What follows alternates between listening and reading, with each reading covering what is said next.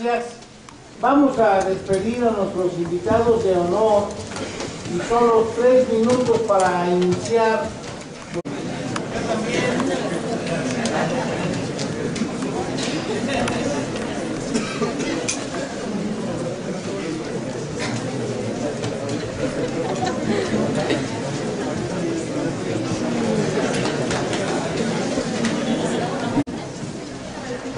Los procesos de armonización penal en materia de crimen organizado.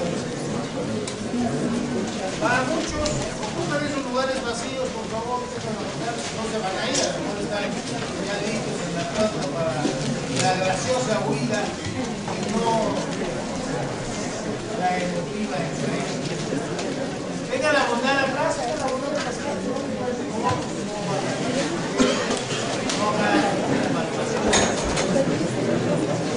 Bien, yo quiero que estén cómodos. Algunos colegas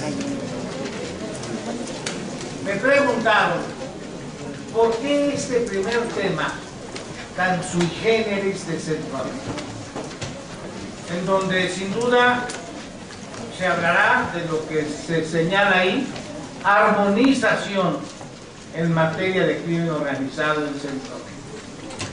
Bueno, quien nos va a ilustrar es un maestro al que conozco ya desde hace varias décadas, por quien mantengo una especial y muy particular relación afectiva. Desde que estaba encargado de una universidad en el norte de España, me enorgullezco que me invitó para dictar una plática sobre la legalización de las drogas. Una época en que hablar de ello no era usual. Ahora ya parece que todos están de acuerdo. Los únicos a los que no les parece es a los que la venden actualmente, en donde evidentemente hay muchos hombres del gobierno. En esta dimensión mantengo pues una intensa actividad, relación permanente y más que ello una gran admiración. Debo decirles en verdad que mi querido amigo Francisco Javier Álvarez García es un talento, alguien a quien lo habíamos invitado ya anteriormente, no es la primera vez que está con nosotros, pero que en otras oportunidades no logramos que viniera por sus múltiples ocupaciones. Particularmente está comprometido con los países sudamericanos y centroamericanos, a quienes asesora en el tema de justicia penal y precisamente con una circunstancia muy especial de tiempo nos dedica estos días porque tendrá que reintegrarse a Colombia en estos trabajos que realiza a nivel internacional.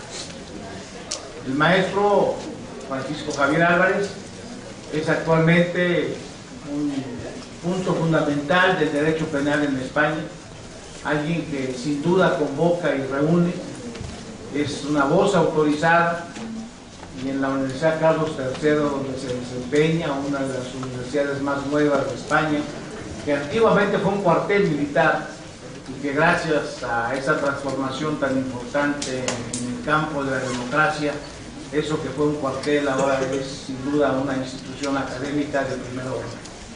En ese sentido, pues yo quiero, sin mayor preámbulo y dejando en claro que es autor de importantes obras, es un destacado profesor y a quien tengo el gusto de conocer ya desde hace varias décadas, alrededor de unos 30 años.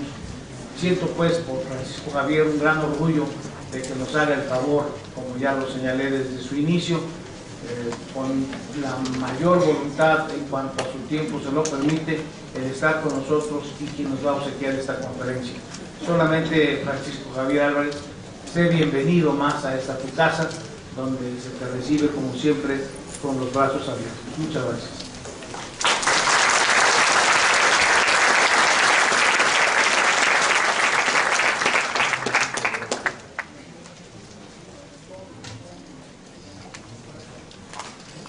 Profesor López de Betancourt, querido amigo, muchas gracias por traerme otra vez a esta ciudad y a este país. Muchas gracias también a los maestros que nos acompañaban en la mesa, gracias también a quienes nos dedicaron tan cariñosas palabras en la sesión de inauguración, aunque con algunos de los términos, no quiero ser incorrecto, pues no estaba yo muy de acuerdo. Yo no me siento extranjero en México, lo siento, pero no me siento extranjero, y es más, cualquier día reivindicaré una plaza en esta universidad porque creo que me siento concreto. Verán, a finales de junio de 2011 se convocó una conferencia de seguridad en la ciudad de Guatemala,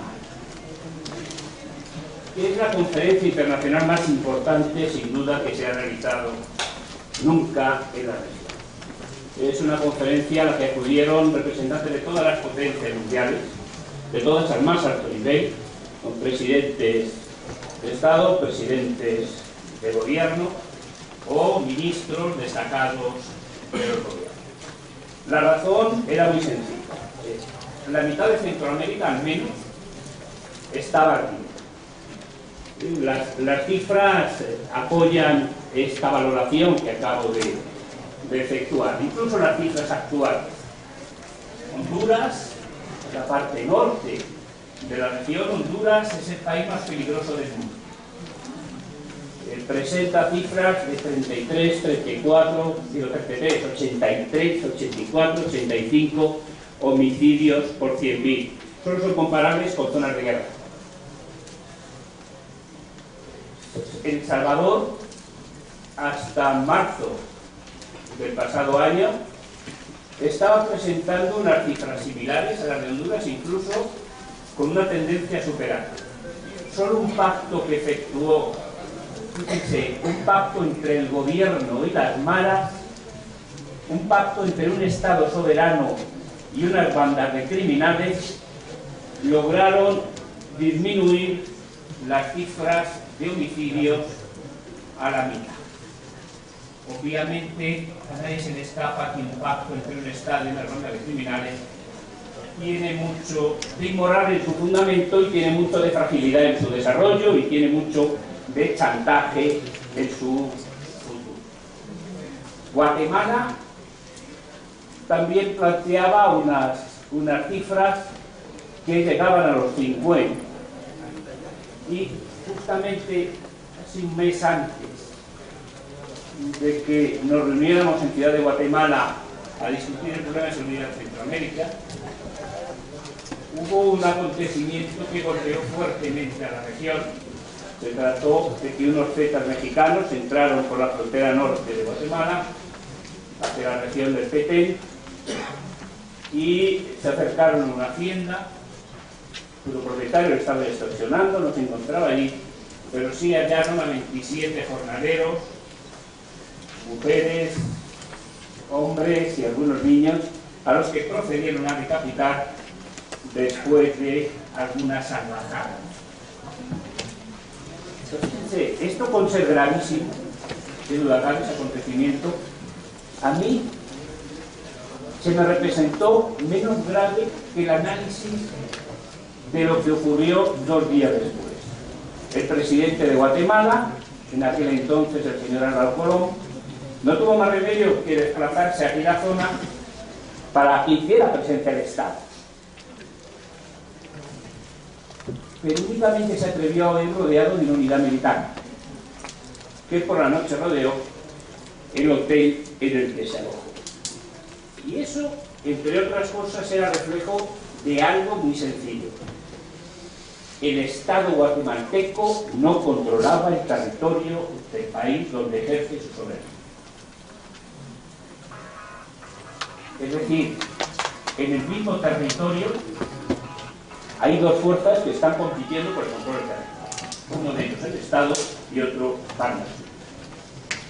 Esa situación obliga, les digo, a convocar esa conferencia donde se produjeron muchos acuerdos y uno de ellos, solamente uno de ellos, pues iba dirigido al tema que más nos puede ocupar en una facultad de Derecho, que es al tema de quién hagamos una legislación armonicemos las legislaciones de todos los países para que sea posible un diálogo jurídico entre los diferentes estados y podamos construir un buen dique frente a la criminalidad organizada. Obviamente, el jurídico era solo uno de esos aspectos. Había otros aspectos que se pusieron encima de la mesa, y destacadamente el económico. Por ejemplo, la secretaria de Estado norteamericana, Hillary Clinton, dijo algo allí importante. Reprochó a las élites económicas de esos países, les reprochó su escasa aportación económica a la construcción del Estado. Tanto que en un determinado momento les dijo: por cada dólar que pongan ustedes, yo pondré 2, pero ustedes tienen que poner 1. Reivindicaba un mayor compromiso de las élites en los impuestos, porque los estados obviamente necesitan financiación. Pero más allá de que luego Estados Unidos mantuviera o no ese compromiso, esa es otra cuestión. En todo caso, sí venía a poner el dedo en una llaga. Los representantes de los países europeos que estaban por allí decían: nuestros ciudadanos están poniendo el 30 y tantos % de sus ingresos como impuestos a disposición del Estado. Queremos saber ahora, aquí están dispuestos los integrantes de las clases económicas altas de Centroamérica, porque indiscutiblemente hace falta una gran inversión. Una gran inversión, insisto, no solo también para reunir medios de seguridad, pero esta no es la cuestión fundamental, al menos a largo plazo no lo es. Unas grandes inversiones para lograr salir al paso de los problemas económicos, pero de los problemas de marginalidad. De los problemas de marginalidad que al menos en alguno de esos países, y por más que sea esencial un planteamiento completamente nuevo frente al narcotráfico, lo que por otra parte se nos está imponiendo por la realidad, véanse los referendos convocados en algunos estados, de Estados Unidos, sobre el uso recreativo de las drogas.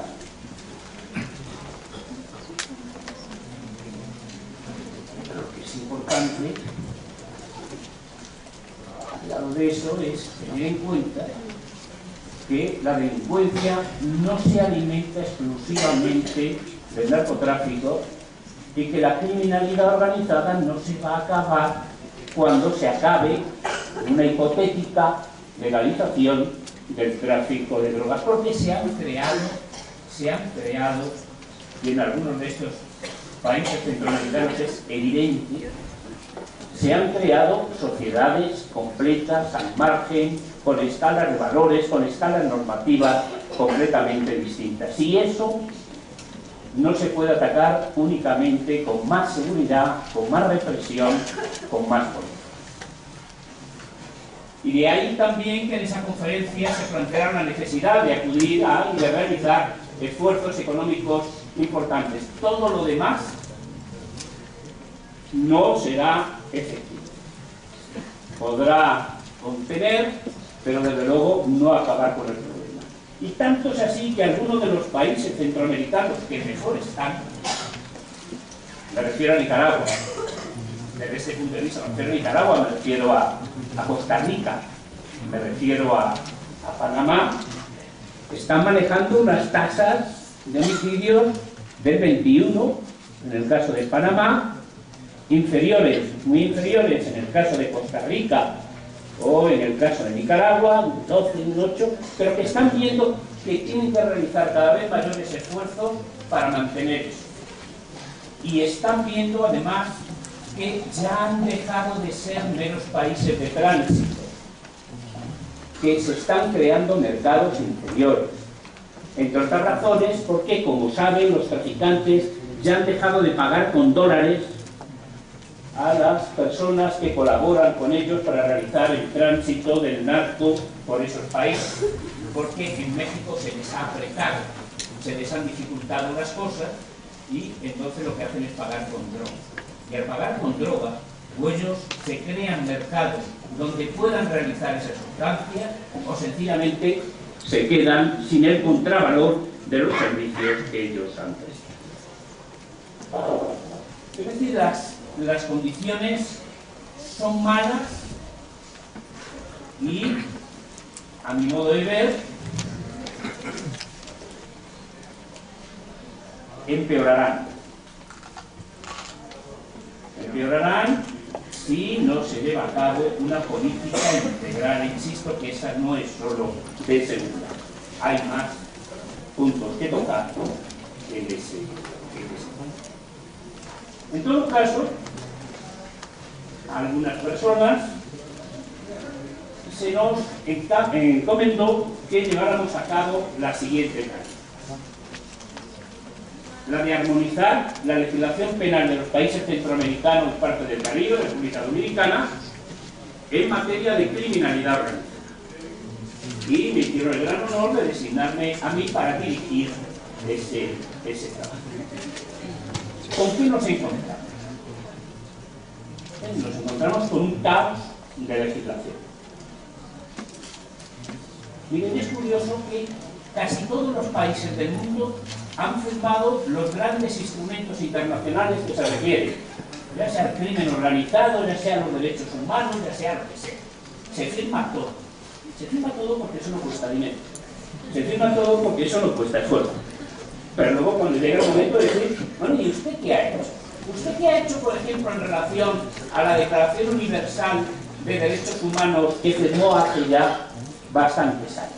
¿Qué ha hecho usted en su legislación interna? Por ejemplo, ¿por qué prioriza usted a sus nacionales frente a las víctimas extranjeras? ¿Por qué usted no extradita a sus nacionales? ¿Qué ocurre? ¿Que los costarricenses son más de los guatemaltecos para la Declaración Universal? Mire, usted está envolviendo una y otra vez a sus nacionales, en ocasiones asesinos, a los mayores criminales.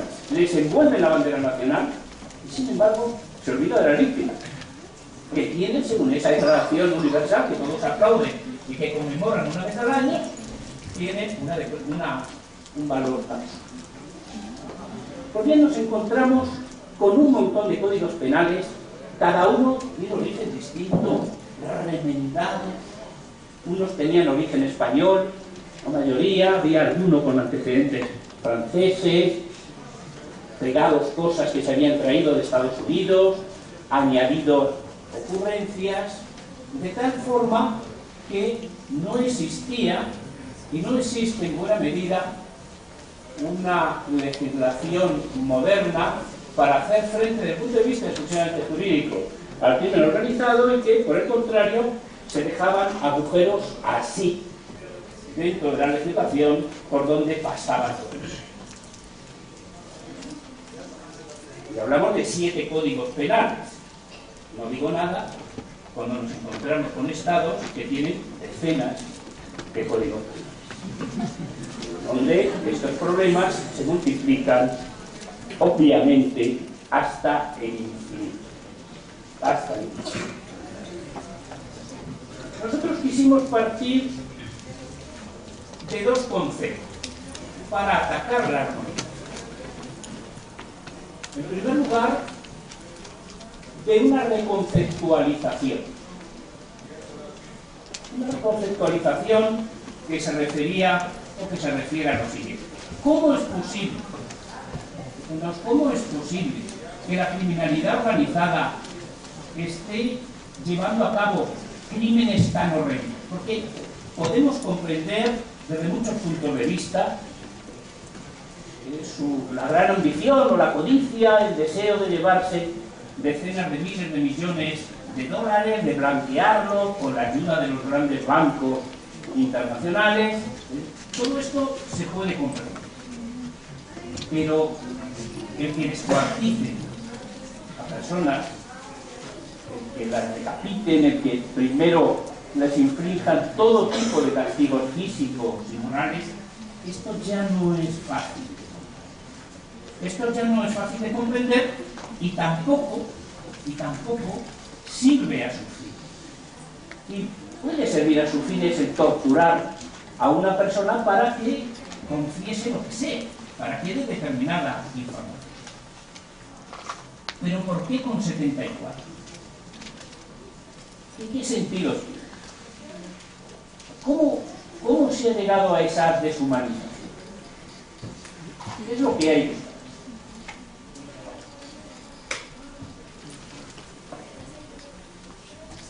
Este es uno de esos puntos al que le he estado dando vueltas.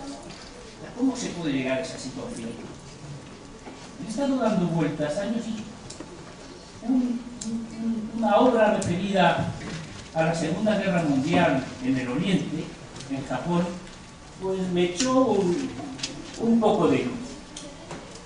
Miren, hace pocos días, apenas un par de meses, se ha conmemorado la que ha sido la que se considera una de las grandes masacres de la historia, que fue la masacre de Nankín, donde soldados japoneses asesinaron en esa ciudad, cuando entraron, en esa ciudad china. Las cifras, ya saben ustedes, siempre bailan, pero parece que mayoritariamente se da la de 300.000 personas.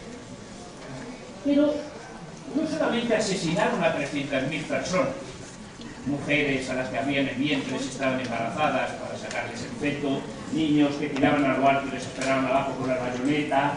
Es una brutalidad exagerada. Y entre otras diversiones, convocaron pues un concurso a ver qué oficial era capaz de cortar más cabezas que los 100 de prisioneros chinos, civiles, de inmenso. Ganó un oficial con 130 cabezas. ¿Cómo se había llegado a eso? Porque los antecedentes que existían del ejército japonés en la Primera Guerra Mundial no iban por ahí. Se habían comportado como un ejército como los demás ejércitos, con la misma brutalidad o bondad del resto. Había habido un cambio. Y ese cambio había consistido en una doctrina militar constante desde los años 20, en la cual se ponía de manifiesto que los chinos no eran personas, que los chinos eran exactamente como animales, que los chinos no estaban dotados de las mismas cualidades que ellos, que los chinos no tenían alma, que los blancos tampoco, que esta doctrina continua en su ejército obligatoria, en la formación de sus soldados y sus oficiales, llevó a la tropa a que cuando entraban en las ciudades, sin ningún remordimiento, se lanzaban a la matanza, porque estaban matando bestias, estaban matando animales. Exactamente eso es lo que estaban haciendo. Y eso es lo que explicó esa explosión terrible de violencia externada en el frente de Oriente durante la Segunda y los prolegómenos a la Segunda Guerra. Pues bien, nosotros queríamos partir en la armonización de un rearme, es indispensable, ese rearme es indispensable en reivindicar el valor de la persona humana como tal, con independencia de cualquiera otro planteamiento. Por lo tanto, y por un lado, cambiar. En segundo lugar, hacerlo presidir por esa Declaración Universal de Derechos Humanos y extraer de ahí consecuencias. Para esa Declaración Universal de Derechos Humanos, todos, me estoy refiriendo en este momento a los centroamericanos, pero obviamente es extendible a todo el mundo, pero a los centroamericanos, que es donde estamos trabajando, donde estoy trabajando, todos son iguales, todas las naciones tienen las mismas obligaciones en la protección de los nacionales de cualquier otro país. Las mismas obligaciones. Y tienen obligaciones de derechos fundamentales incluso con los propios delincuentes. Los mismos delincuentes, naturalmente, tienen derechos fundamentales. No son el enemigo, ni cosas parecidas, esas pervertidas doctrinas del derecho penal del enemigo, que tiene sus raíces en las construcciones del derecho penal nacional socialista, en los Larens, en los Carl Schmitt, a partir del golpe de Estado del año 33 en Alemania, no son ni mucho menos doctrinas desde las que se pueda ni mucho menos partir. Pues bien, para llevar adelante esto y plasmarlo en lo práctico, se dice, pues mire usted, los países tienen que modificar su legislación para hacer realidad esa igualdad entre todos los nacionales de los distintos países centroamericanos más el Caribe. ¿Y cómo lo vamos a hacer? Pues lo vamos a hacer, entre otras cosas, acabando con esos viejos instrumentos que sirvieron en su momento, pero que ya no sirven, como la extradición. Esos viejos instrumentos en los cuales se obliga, yo no sé por qué, en un país detrás del otro, a que pasen por las cancillerías, por los ministerios de Asuntos Exteriores, cualquier planteamiento de extradición de un asesino, de un ladrón. ¿Qué tienen que decir los ministros de Asuntos Exteriores acerca de extraditar a un asesino? No tienen nada que opinar. Ellos tienen que opinar sobre las relaciones que tiene su país con el vecino, sobre el comercio internacional, sobre la extradición de un estafador. ¿Por qué va a tener que volver un país nacional al asesino de un niño? Por más que sea nacional de ese país. Eso nos ha llevado, como uno de los grandes, este ha sido quizás el paso adelante más importante, que todavía está encima de la mesa. Esta partida todavía se está jugando. Nos llevó a componer una llamada Orden de Detención Centroamericana. Una orden de detención centroamericana siguiendo el modelo de la Orden de Detención Europea, que ha conseguido, y vean los que, aquí los muchos juristas que hay, que en lugar de que una extradición tarde años o no llegue nunca, los tiempos medios que se están manejando en Europa son cuando hay oposición de la persona cuya entrega se pide, los tiempos medios que se están manejando son de 45 días.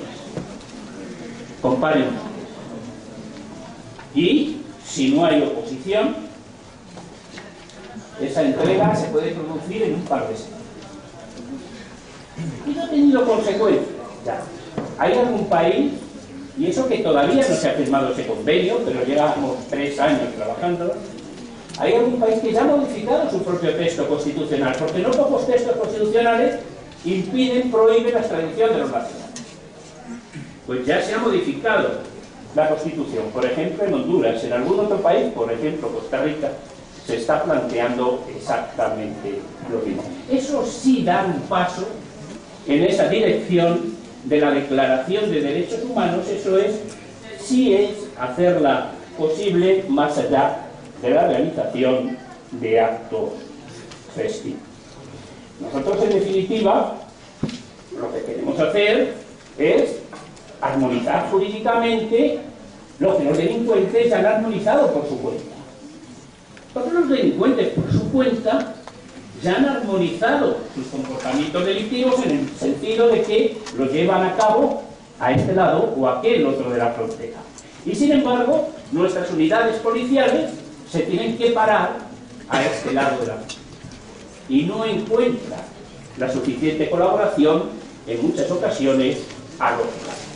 Bien, pues lo que vamos a hacer, lo que estamos haciendo, lo que hemos hecho, ha sido construir documentos de armonización referidos a algunos, no a todos, de los delitos más importantes de los que llevan a cabo el crimen organizado.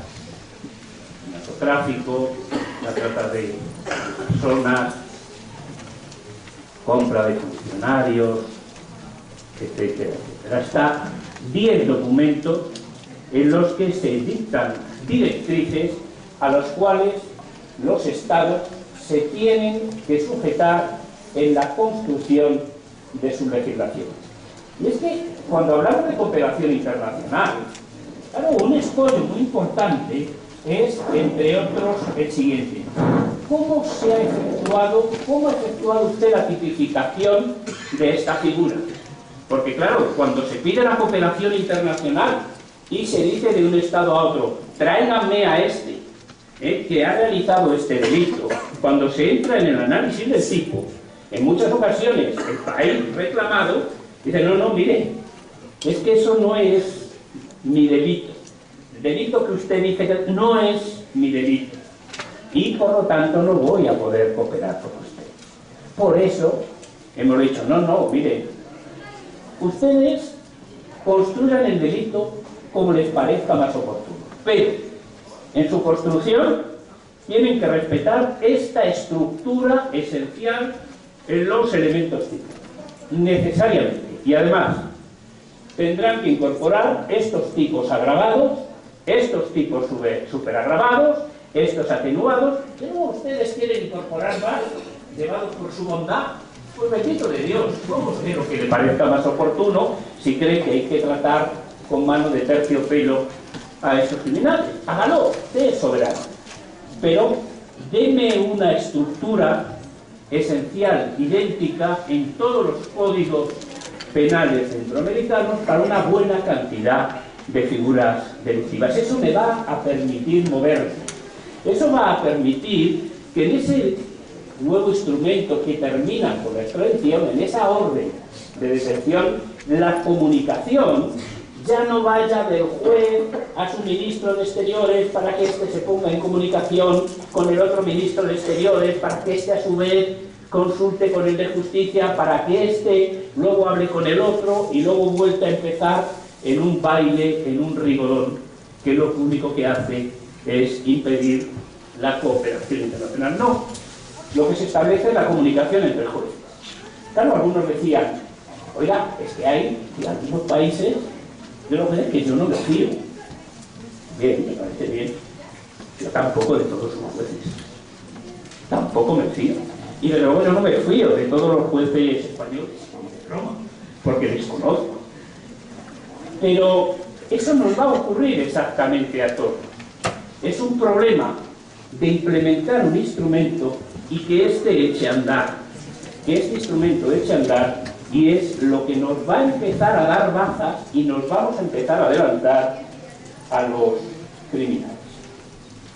Por supuesto, y esto se está negociando en el ámbito de toda Iberoamérica y por lo tanto afectaría también a México, por supuesto también estamos contemplando algún otro delito que está o formas delictivas, quizás de las más agresivas, aunque en muchas ocasiones no se percibe así, porque las víctimas no son identificables.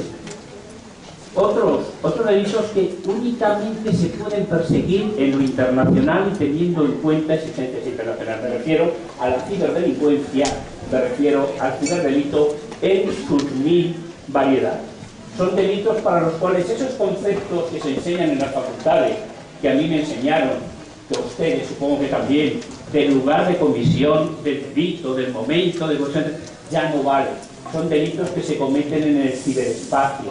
Son delitos que realiza un hacker que está en no sé qué país, utiliza un servidor de otro, la víctima está en un tercero y en muchas ocasiones ni se entera la víctima de que ha sido.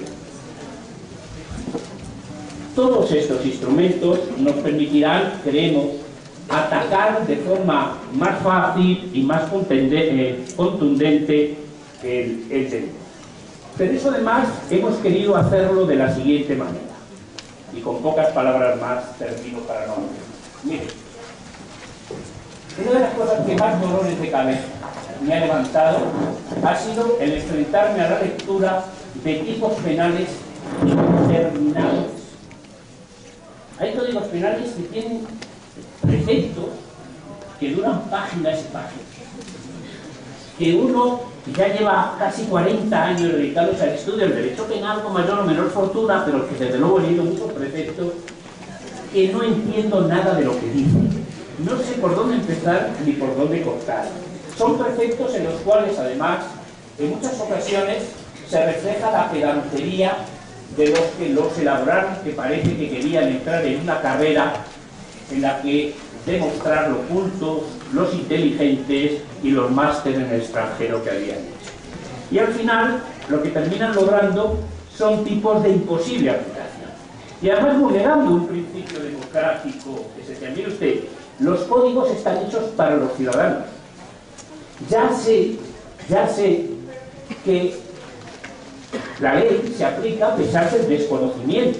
Esa es una máxima que tiene el valor de declarar la vigencia de la ley a pesar del desconocimiento del derecho.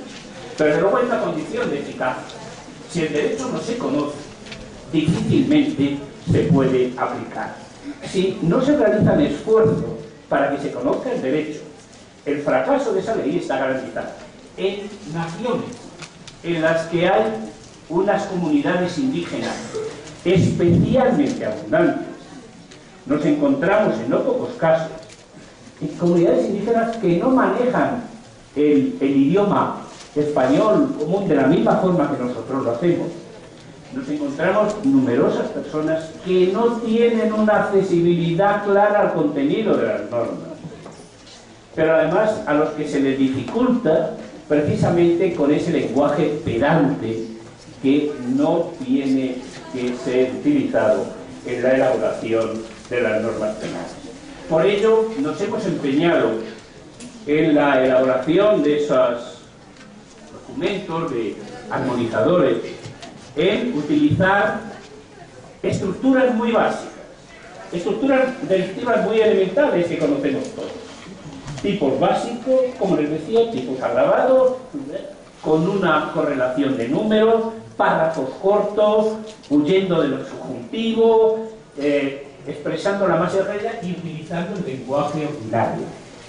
Porque utilizando el lenguaje ordinario, luego se puede huir más fácilmente de la confusión hermenéutica, de la confusión de las interpretaciones sobre qué quiere decir esto.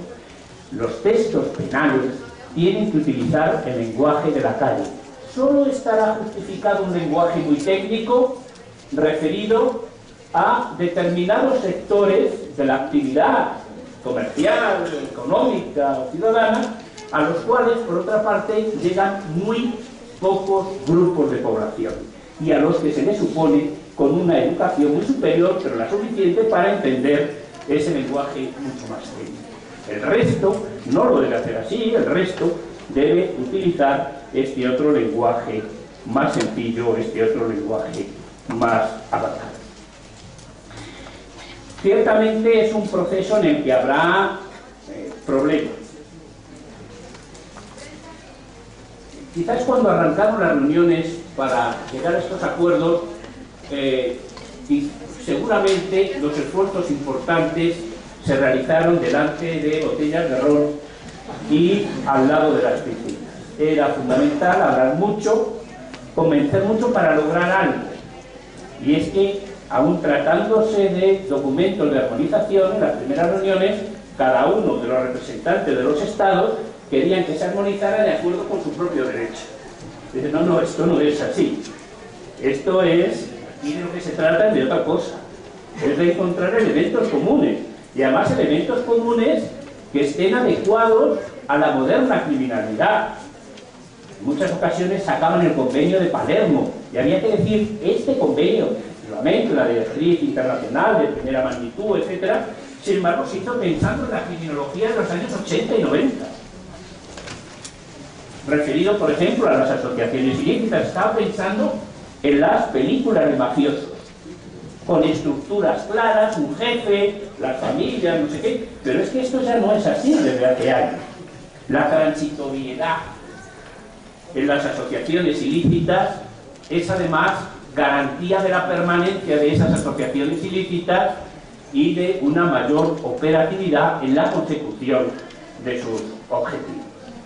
Hubo que realizar, pues ha habido que realizar esfuerzos enormes en este sentido, pero al final se culminó con éxito y hemos construido una buena cantidad de documentos armonizadores, penal y también en el ámbito procesal penal.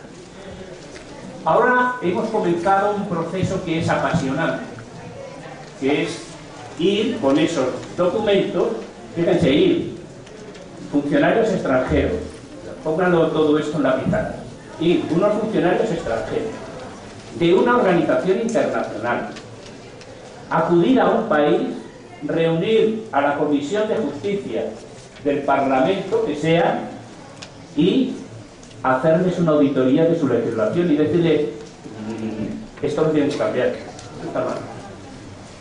Esto está mal. Y además esto está envejecido, y además esto no sirve. Además, mire usted qué contradicciones. Y con estas tipificaciones que ustedes han hecho, pues contradice en todos estos puntos a los documentos armonizados.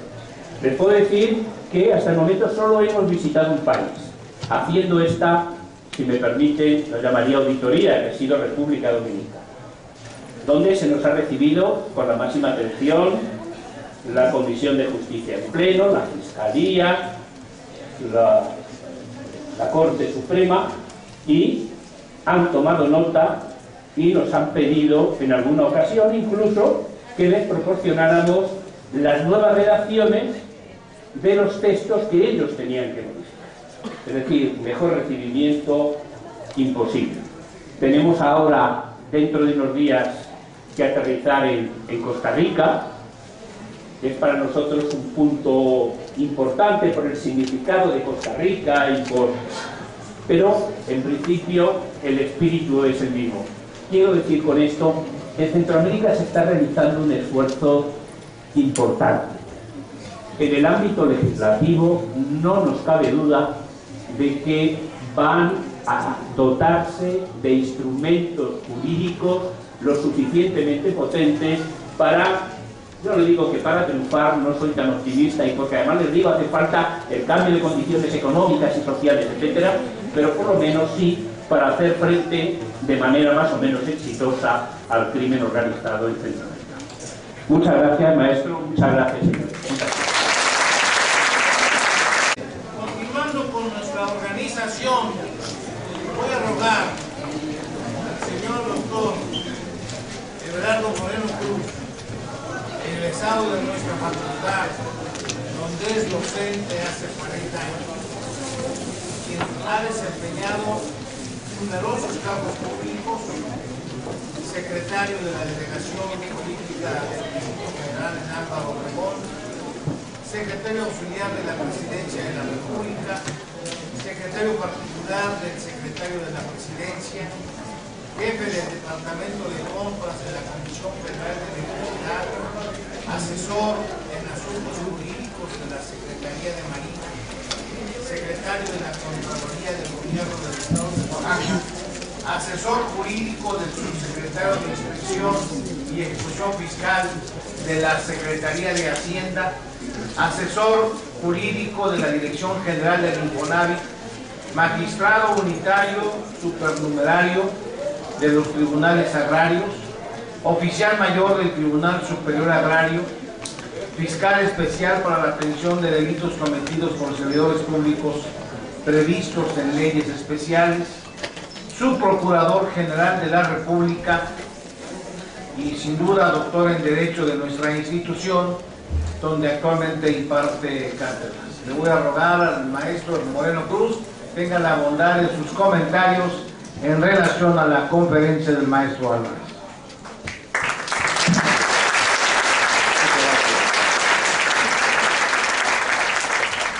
Aprecio mucho la generosa presentación de nuestro amigo Eduardo López de Tancún.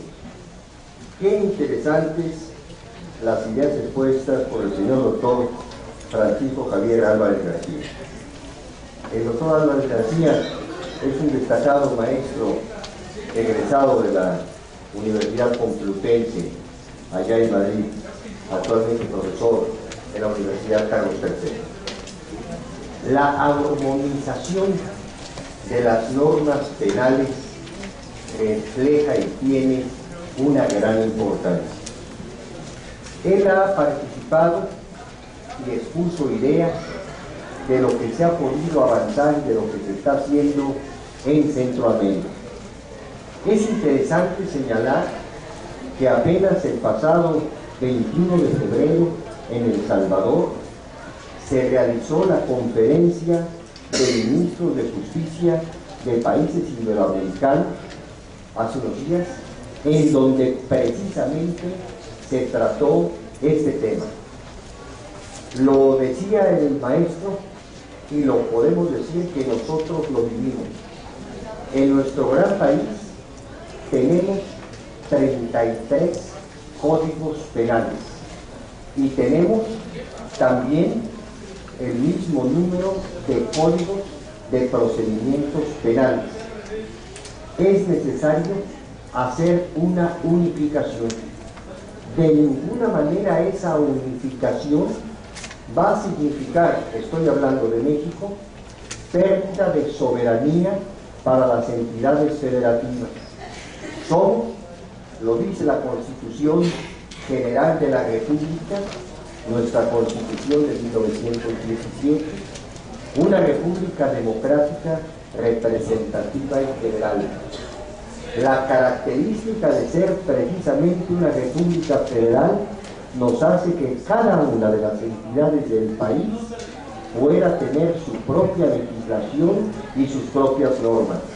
Sin embargo, en muchas ocasiones nos encontramos que la diferencia de las normas da dificultades para poder aplicar y para perseguir a los delitos. Ya lo decía el señor licenciado Peña Nieto el pasado 1 de diciembre cuando tomó posesión, y habló de la necesidad de unificar la legislación penal y de tener un solo código concretamente de procedimientos, considerando que tenemos ahora en México una reforma penal instrumental aprobada el 18 de junio del año 2008 y que está previsto entre en vigencia el 19 de junio del 2016. Es necesario armonizar y unificar.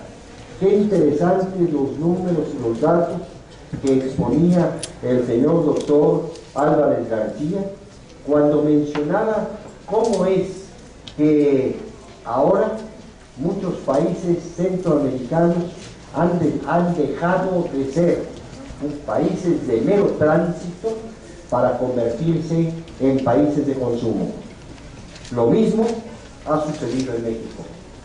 Cuando el gobierno de México, esencialmente el sexenio pasado, que afortunadamente ya terminó y acabaron los gobiernos de los paraderos con 12 años terribles, 6 de Vicente Fox y 6 de Felipe Calderón, cuando atacaron, y loable que lo hayan atacado, el narcotráfico, pero lo hicieron de manera tal que a quienes más beneficiaron fueron a los Estados Unidos.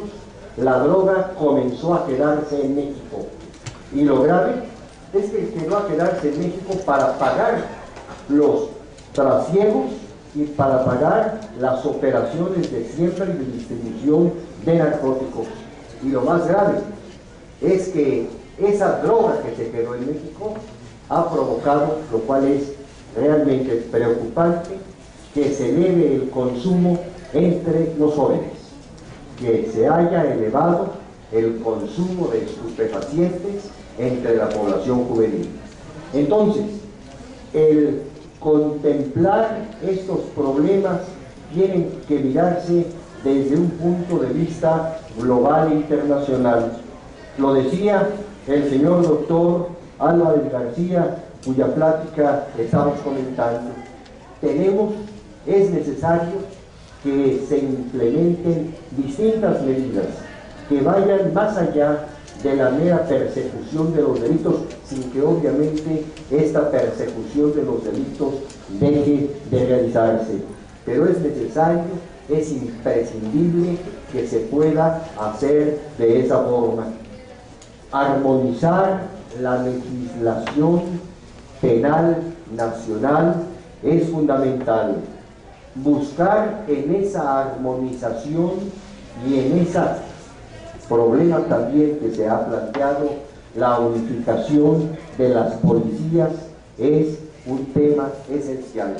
Celebramos y les damos la bienvenida con afecto a los policías que vemos aquí sentados. La policía merece y debe de tener el respeto y el reconocimiento de la sociedad. Hemos de borrar y para siempre la imagen con la que muchas veces se pretende denostar y lastimar la tarea policíaca. He sido siempre, en las distintas tareas que he tenido oportunidad de desempeñar, un defensor de la tarea policíaca, de una gente que admira y que reconoce las labores de la policía. Fueron, entre paréntesis, policías federales preventivos, los que rescataron nuestra universidad cuando habíamos vivido un paro de cerca de un año, y el 6 de febrero del año 2000 tuvimos oportunidad de que la Procuraduría General de la República y yo como Ministerio Público entráramos con la policía para rescatar las instalaciones universitarias. Nos da mucho gusto, señores policías, que nos estén acompañando.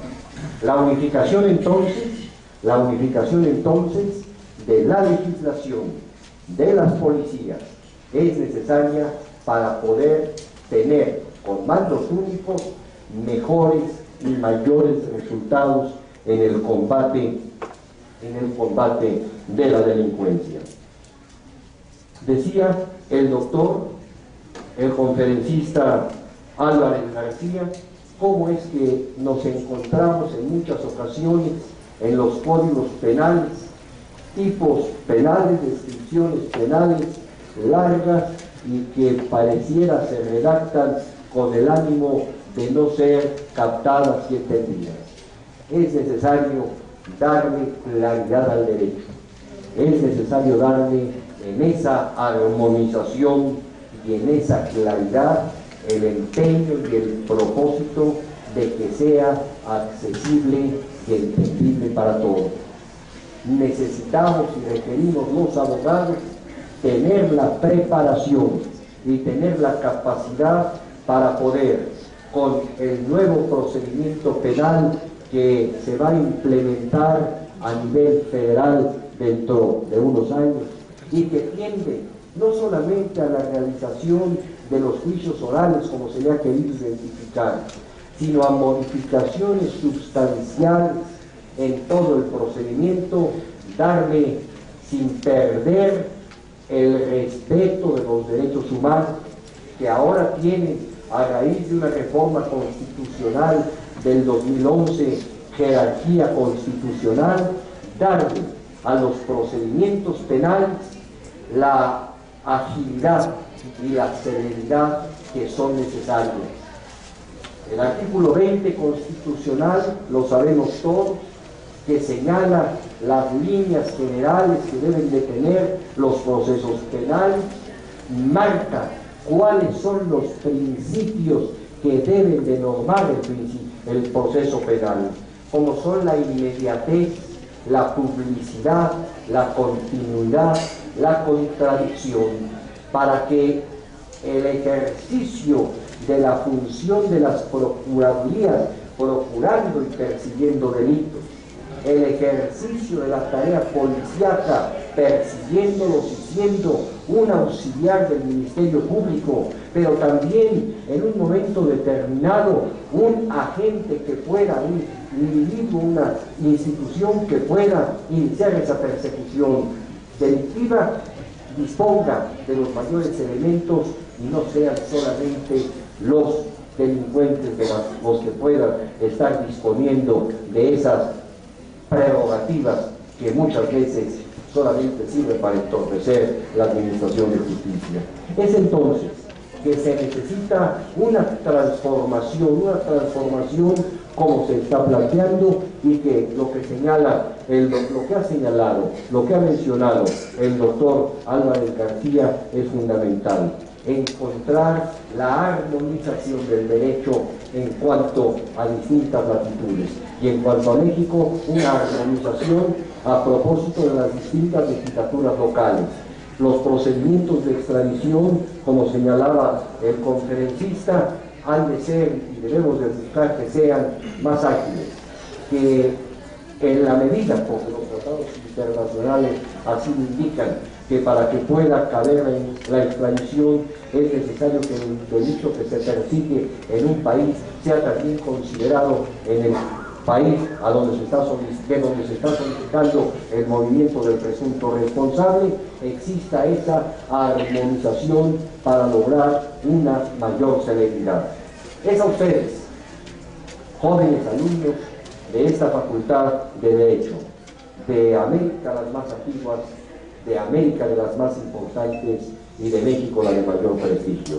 Es a ustedes, jóvenes estudiantes, a quienes habrá de tocarles enfrentar y tener frente a sus responsabilidades personales y a sus responsabilidades personales que puedan ser públicas, el encontrar las mejores soluciones para estos problemas.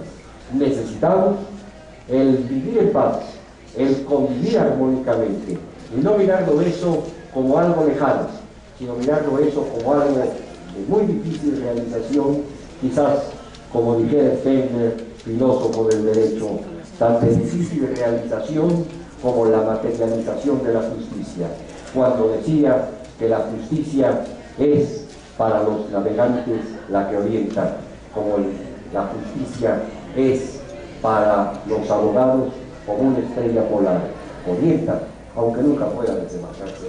Muchas gracias.